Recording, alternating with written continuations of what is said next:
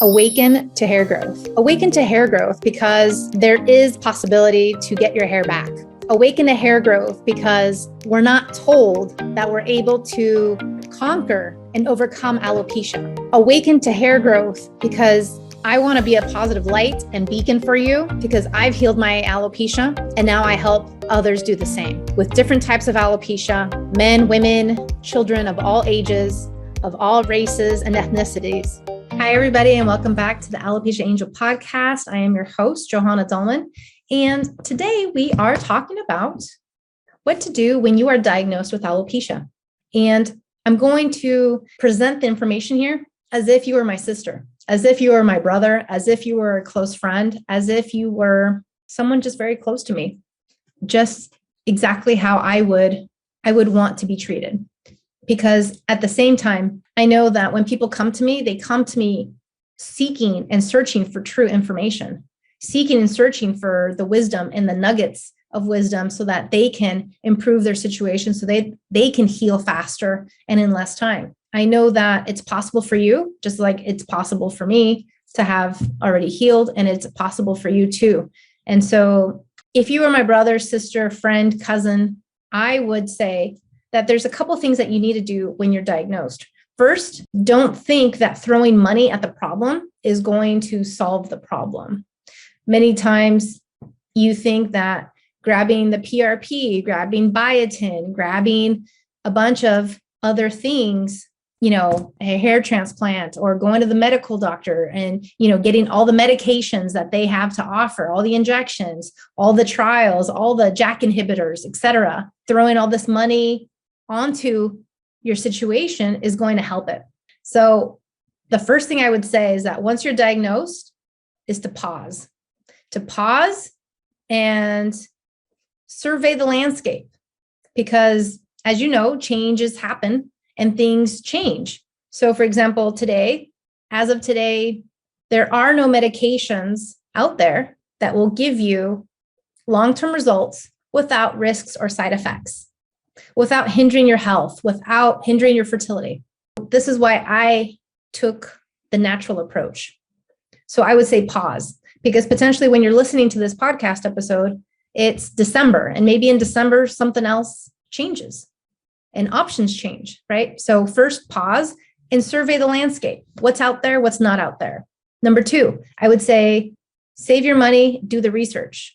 Do the research in terms of the risks and pros and cons of each treatment. Because maybe for you at 60 years old, you can care less about your kidneys and liver. Maybe, but maybe if you're a parent for your 5-year-old, you absolutely care about livers, kidneys, fertility, and all these other things. So it just depends. Everyone has a different stage of life. And so we all also care about certain things more than other things.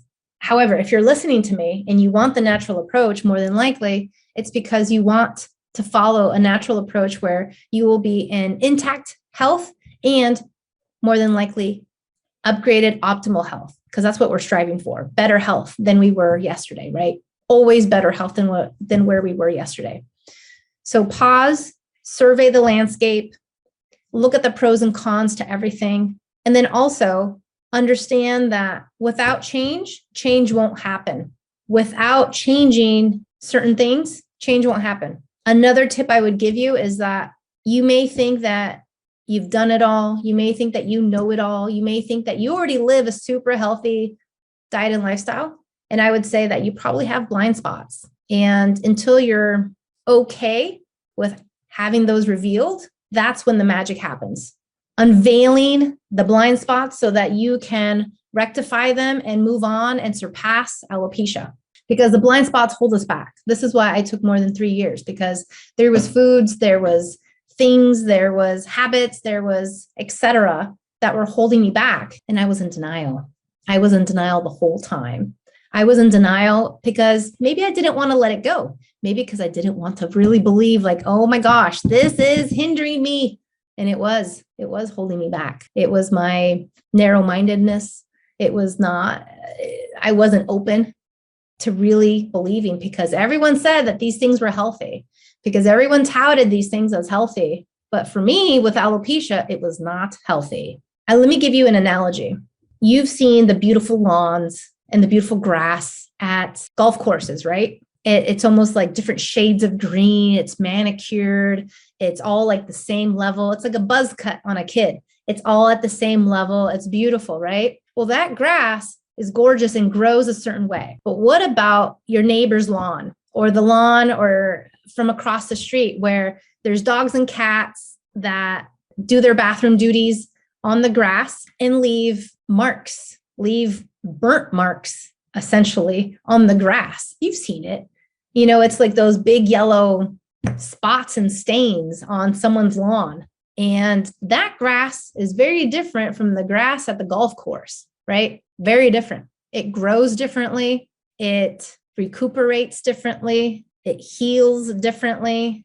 And so if you have alopecia, think of your situation being like the grass with the spots on it, the grass with the stains on it. And that needs much more TLC than the grass from the golf course. And understanding this, that just because it's hair, it should grow. And just because it's hair, it should be like this. No, it's not. It's very different. And so the grass with the spots and the stains from the ammonia and from the feces and from the urine, from the cats and dogs and any other animal that goes by is very, very different than the golf course grass. The treatment is different. The treatment is different. The way to heal the one with stains is different.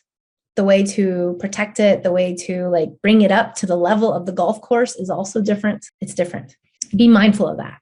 Growing hair is not the same for somebody with alopecia. It's not the same. It's biological, but it's not the same. There's a different strategy. There's a different approach. There's a different method, and you have to adhere to it. Graduating from kindergarten is not the same as graduating from college, right? There's a different strategy, different requirements, different approach. And that's just the way it is. And so you can't expect to graduate from college with the same strategy and the same approach that you did from kindergarten, right? Or even 8th grade or even high school. It's still very different. And so just understand that there's a difference. This is why the serums don't work. The PRP doesn't work. The acupuncture doesn't work. The specialty shampoos, et cetera, don't work.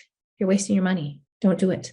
The other thing I would say is once you're ready, once you've done the pros and cons to all the treatments, once you've reevaluated what you really want, because the thing is, desire drives our goals, right? If our goal is hair growth, our actions will propel forward.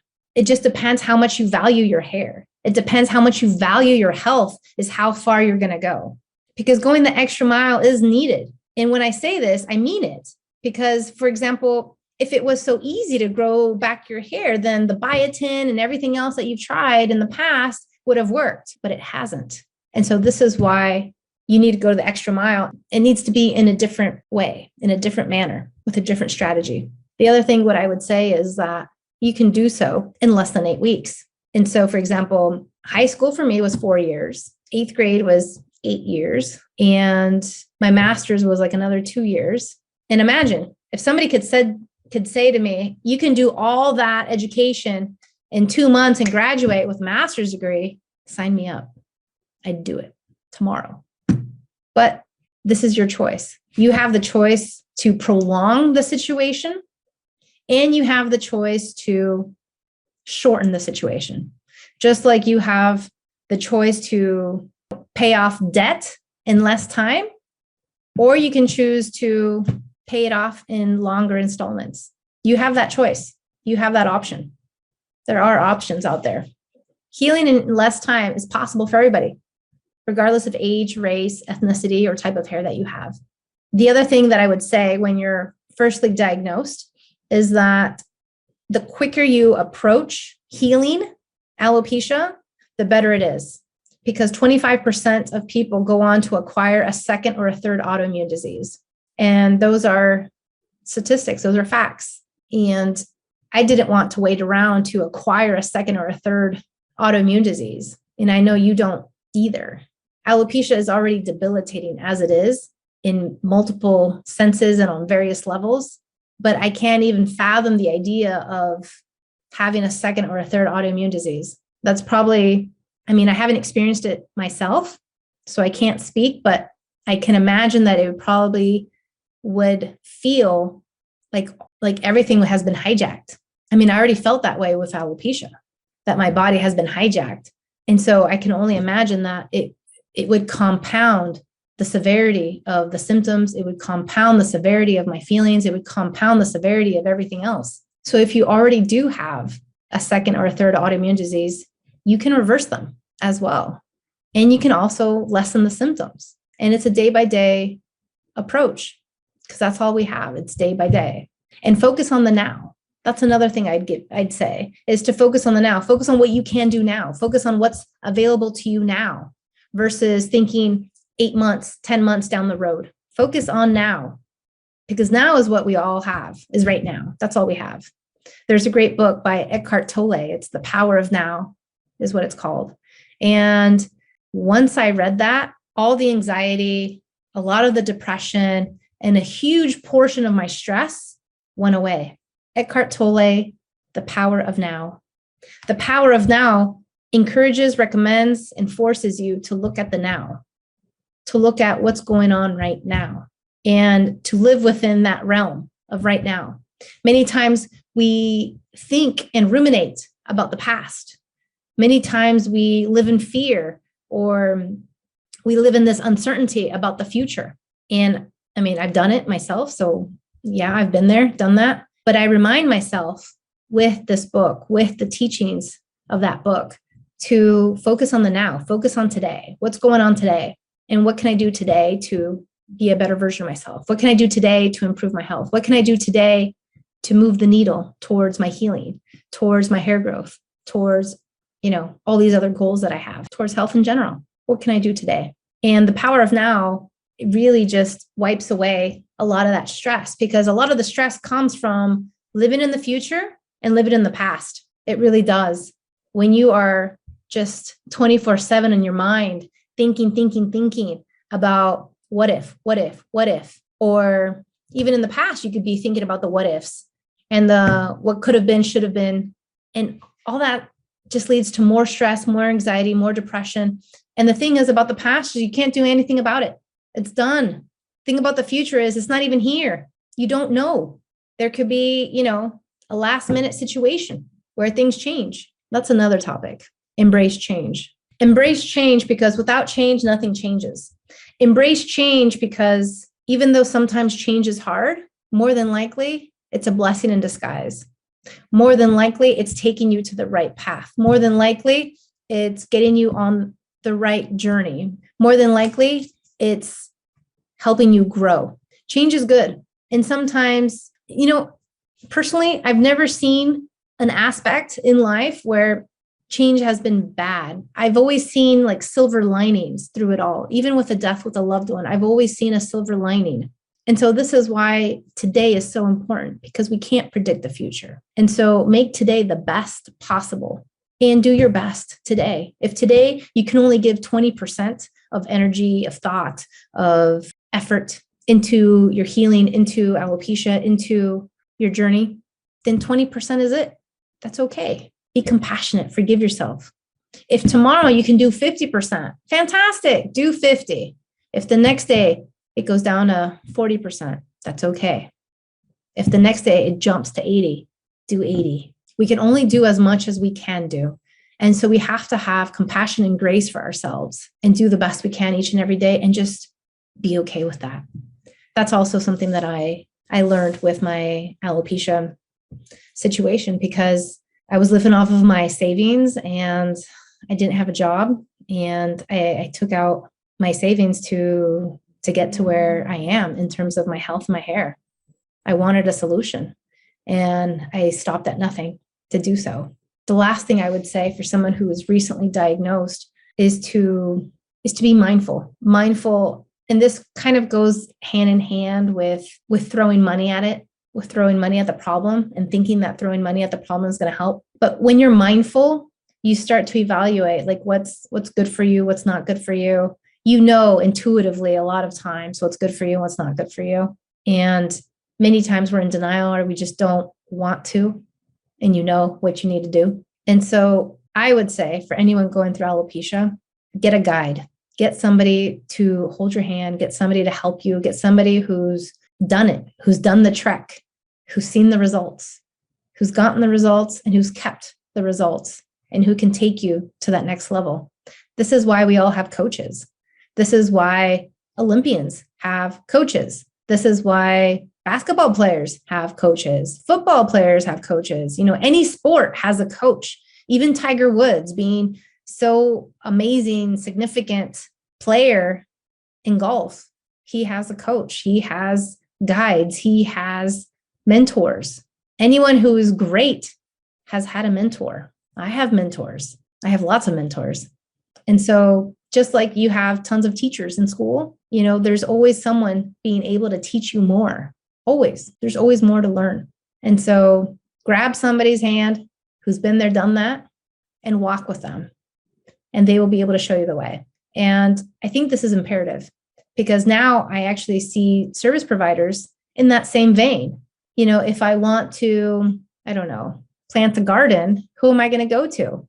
I'm going to go to somebody who's done so with immense success for my area, because potentially planting a garden in the desert is very different than planting a garden in the mountains, or planting the garden in the snow, or planting a garden in Florida where it's very humid and wet and rainy and etc. You got to look at environment as well. So look for someone who's been there, done that. Look at all your options. Do a pros and cons list. Don't throw money at the situation, because getting more supplements, biotin and topicals and serums and injections and this and that, they don't work. I have free PDFs on my website that you can download.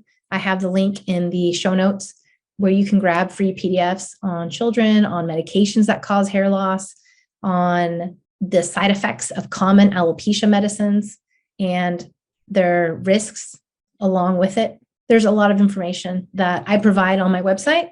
And then, of course, here on the podcast. So inform yourself before you make that next step. But take that next step, because in the back of your mind, you know that 1 out of 3 will acquire a second or a third autoimmune disease. And even taking baby steps is okay. Even taking small steps. As long as you keep moving forward, that's all that matters. That's all that matters. So those would be my top tips for any friend, relative, or family member that is getting or has a new diagnosed alopecia diagnosis.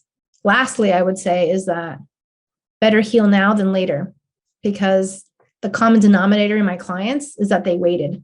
They waited too long. They waited too many months, too many years. And it never gets better with all those other gimmicks that I've already mentioned, the serums, the shampoos, the injections, the creams, the squaric acid, etc. None of that helps. None of that gives you results. And so what happens? They've tried it all, supposedly, and they've never seen results. They come to me at a breaking point. They come to me when it's absolutely severe and dire, absolutely, unbearable. And that's okay. I'm happy to help you, even when the situation's unbearable. But it probably would have been better for your emotional state, for your physical state, for your spiritual state, for your mental health, emotional health, had you done something sooner. And I only say this because when we're feeling under the weather, when we're feeling mentally exhausted, emotionally exhausted, physically exhausted, that percolates into our family, into our relationships, into our career, into our jobs, into our well-being, into our livelihood. And if you have children, they're feeding off your energy as well. They really are. And so imagine all these things that you can avoid if you just nip it in the butt, if you just go straight into healing and having this all go away and just be a life lesson, a learning lesson of the past. I hope these tips have helped you. Feel free to add any more and share them with me. You can always email us at hello@alopeciaangel.com.